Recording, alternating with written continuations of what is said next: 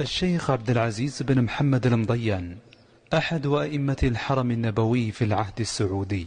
ولد عام 1320 من الهجرة في مدينة بريدة في منطقة القصيم، وتلقى تعليمه على علمائها وعلى والده الشيخ محمد بن حمد بن مضيان، وهو أحد علماء مدينة بريدة. كما تلقى تعليمه على علامة القصيم الشيخ عبد الله بن محمد بن سليم، كما أخذ عن العلامة الشيخ عمر بن محمد بن سليم. ثم أخذ عن علماء المدينة المنورة عندما انتقل إليها، حيث أخذ عن الشيخ عبد الله الصالح الخليفي والشيخ سعيد الأفريقي.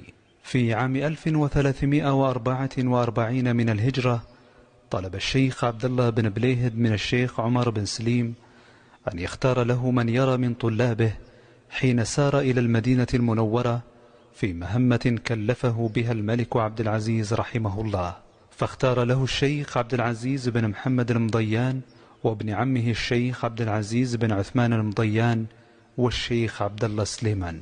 فكلف الشيخ عبد العزيز بن محمد المضيان وابن عمه الشيخ عبد العزيز بن عثمان المضيان بالإمامة في الحرم النبوي، والشيخ عبد الله سليمان الحميد والشيخ علي ابن عبد الرحمن الغضية بالإمامة في مسجد قباء.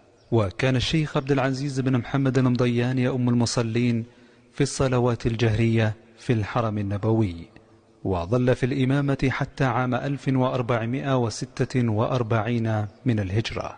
أما عن حياته العملية ففي عام 1346 انتقل من المسجد النبوي في المدينة المنورة إلى هجرة الجبرية في منطقة حائل، ثم انتقل في محرم 1375 حيث عين في قضاء الشبيكية على المرتبة الخامسة حتى تقاعد.